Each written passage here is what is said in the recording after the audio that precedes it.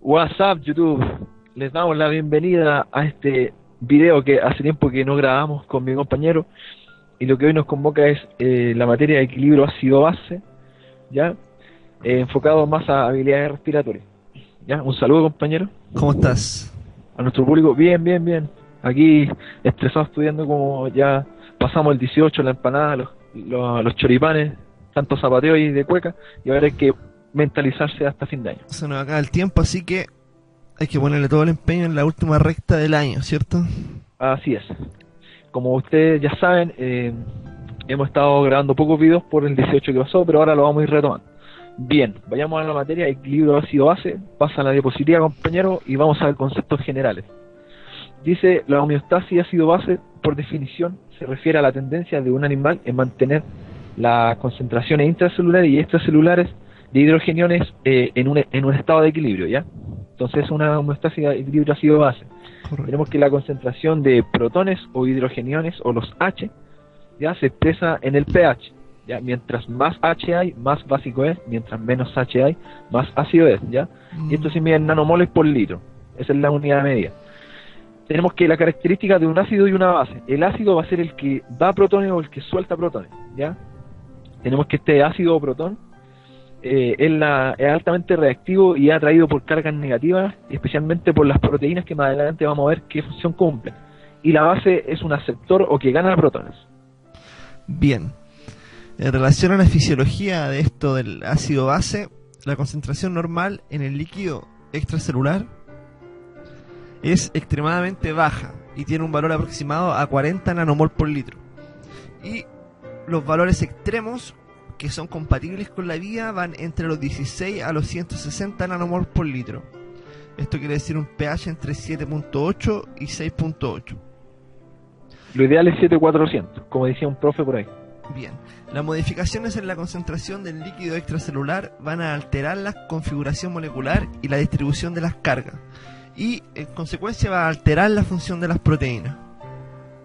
Bien. Tenemos dos conceptos ahora importantes: el ácido carbónico y el ácido no carbónico. Dentro de los ácidos carbónicos tenemos que se producen por los metabolismos de los hidratos de carbono y las grasas. Estos hidratos de carbono y grasas se van a transformar en CO2, y generalmente nosotros generamos 15.000 milimoles ya por día, o una vez que consumimos este alimento. Y luego de esto, de pasar a nuestro cuerpo y transformarse en CO2, este CO2 se va a unir a agua y va a formar el ácido carbónico, que es más conocido. ¿Ya? Y los ácidos no carbónicos van a derivarse de las proteínas, específicamente de los aminoácidos, que poseen estos sulfuros, ¿ya? De los aminoácidos también catiónicos y de la hidrólisis de los fosfatos de la dieta. Pero este no es tan importante lo que queremos ver ahora. Hay tres procesos que van a mantenernos nuestra concentración de hidrogeniones en los rangos normales, quiere decir alrededor de los 40 nanomol por litro.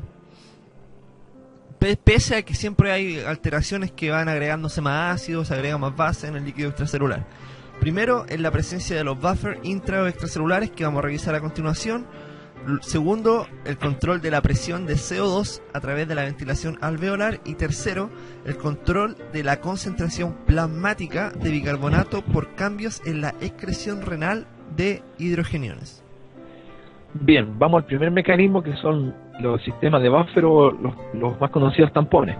Tenemos que están constituidos por un ácido débil y su base, ¿ya? Recordemos, ácido débil y su base, los que tienen la capacidad de ceder o liberar o captar protones o hidrogeniones con las concentraciones que existen en el medio. O sea, un ejemplo, si hay un medio ácido, ¿qué se debe hacer? Se deben captar protones para que baje la concentración, se deben ceder hidrogeniones para que suba la concentración de hidrogeniones y el ambiente se vuelva más básico, ¿ya? Claro. Por el contrario, si hay más un medio básico, se deben captar para que baje así el pH y sea más ácido, para que esté en estado de homeostasis. Correcto. Bien, tenemos dos tipos de buffer: los buffers extracelulares y los intracelulares. Los buffer extracelulares se constituyen por bicarbonato, filofosfato inorgánico y proteínas plasmáticas. Normalmente la concentración de hidrogeniones es de 40 nanomol por litro y la presión de CO2 es de 40 milímetros de mercurio. Dice que esto nos va a dar como un pH de 7.4, ¿cierto?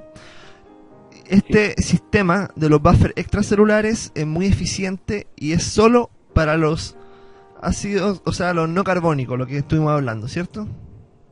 Sí.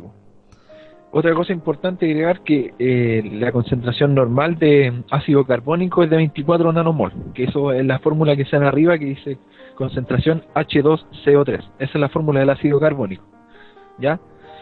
Y luego tenemos por otro lado los buffers intracelulares, que este mecanismo es más a largo plazo, pero también es sumamente efectivo cuando tenemos, por ejemplo, alguna alcalosis metabólica, que más adelante lo vamos a ver. Ya tenemos ¿qué son estos buffers intracelulares?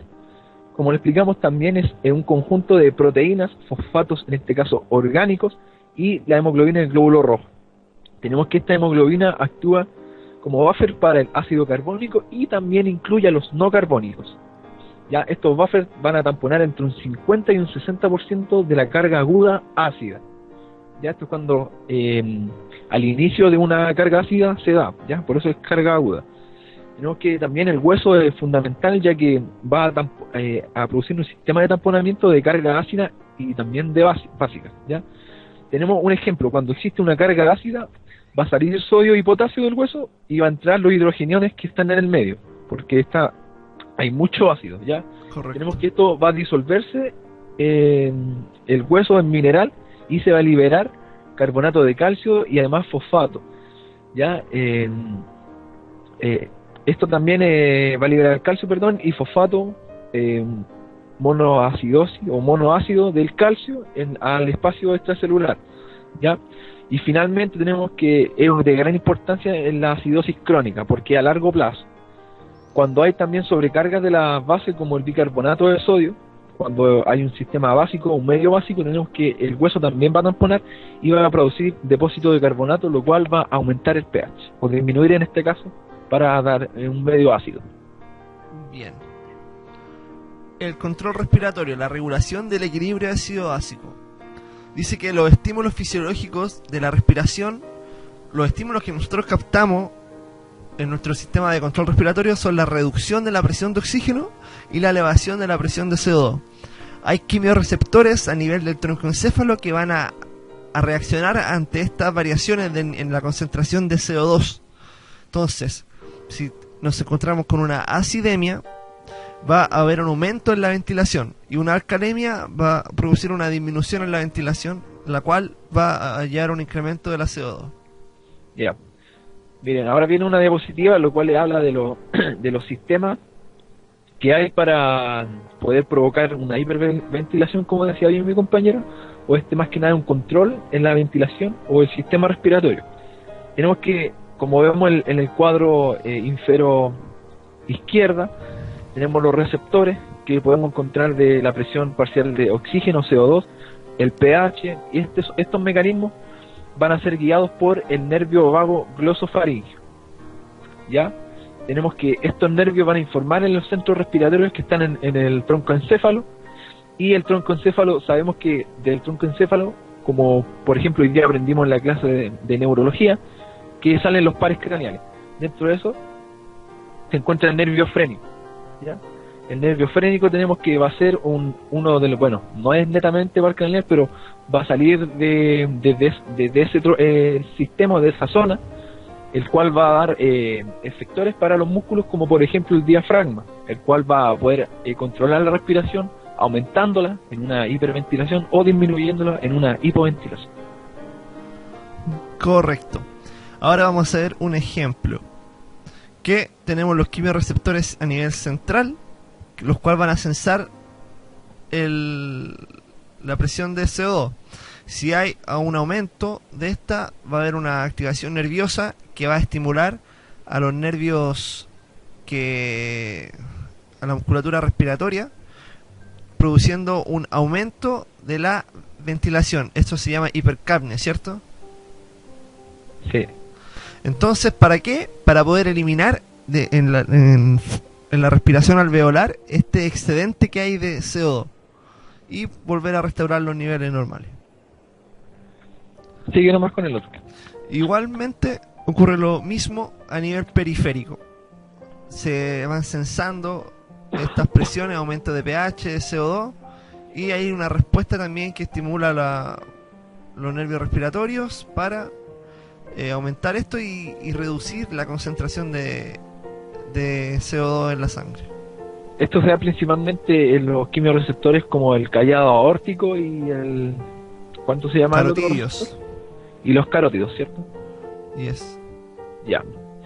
Podemos seguir también y vemos el último mecanismo que también es de suma importancia, que es el control renal que vamos a tener del ácido base o de este equilibrio que pueda existir. Tenemos que la carga ácida no puede excretarse como solamente hidrogeniones, ¿ya? De forma libre, o sea, el riñón no puede liberar estos hidrogeniones así como así, no. Tiene que saber estar unido a un buffer fosfato, ya esto va a ser una vía limitada de vía 40 miligramos equivalente de ácido, o también en forma de orina o amonio, NH4 para los químicos. Y tenemos que puede también sintetizarse según la disponibilidad que este tenga. 3 mecanismos. A nivel renal puede haber reabsorción del bicarbonato, la acidez titulable, que es la acidez medible en sangre, y la excreción de amonio, o lo que yo le estaba diciendo, ¿ya? Entonces, 3 funciones, mecanismo de renal. Como no se puede eliminar el hidrogenión por sí solo, se puede reabsorber el bicarbonato, puede excretarse en forma de amonio, y esto puede reflejarse en la acidez titular o la que se puede medir. Correcto. Bien. Habíamos quedado acá.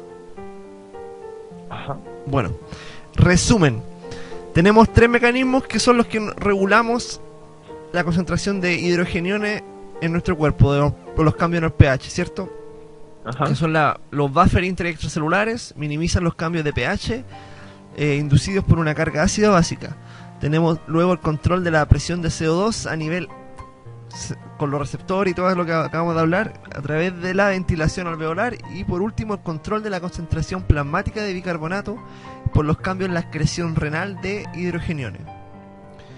Cuando hay una carga aguda ácida ocurre un tamponamiento inmediato por los bicarbonatos, luego se compensa respiratoriamente a un par de minutos, y por último, por un periodo de 2 a 4 horas, los buffers intracelulares y el hueso van a permitir la entrada de hidrogeniones al medio intracelular hasta que la homeostasis de esto se restablezca por la excreción de hidrogeniones en la orina como amonio y acidez titulable, como tú dijiste. Una respuesta se completa entre el quinto y sexto día esto.